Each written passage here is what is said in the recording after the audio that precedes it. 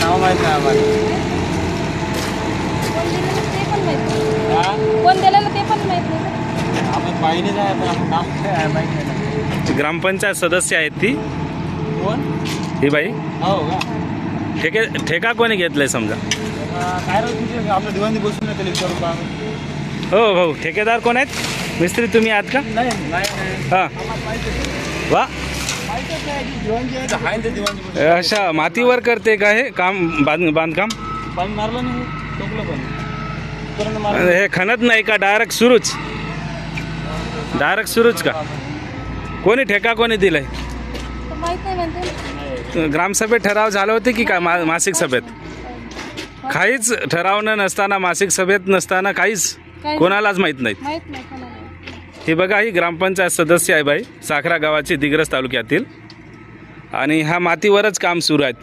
अचानक आज सकाळीच आणलंय 10 वाजता आणि मातीवरच बांधकाम सुरू आहेत. हे रस्त्याचं 1 वर्षही टिकत नाहीत आणि चुरीमध्ये बांधकाम आहेत. कुठेही सिमेंट जास्त नाहीत काही नाहीत.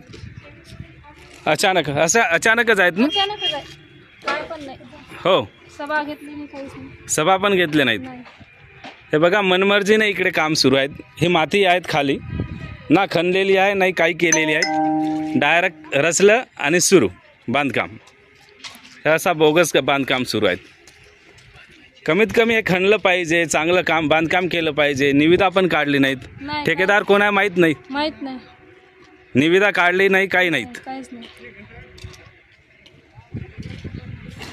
तर ही परिस्थिती आहे साखरा दिग्रस तालुक्यातील. हा यवतमाळ जिल्ह्यातील दिग्रस तालुक्यातील साखरा गाव आहेत आणि बघू शकता ह्या मातीमध्येच काम सुरू आहे. ही माती आहे. ही माती पूर्ण मातीमध्येच बांधकाम सुरू आहेत. कोणी ठेका घेतलाय काय केलं हे मिस्त्रींना सुद्धा माहीत नाहीत. हां हो तुम्ही लेबर आहात का. मग मिस्त्री कोणीच नाही का. मिस्त्री पण बाहेर गेले आहे मिस्त्री. इंजिनियर वगैरे कॉन्ट्रॅक्टदार माहीतच नाहीत. बघा हे लेबरच आहेत. लेबर मुळे बांधकाम सुरू आहेत. ना मिस्त्री आहेत ना ठेकेदार आहेत नाही कोणी आहेत.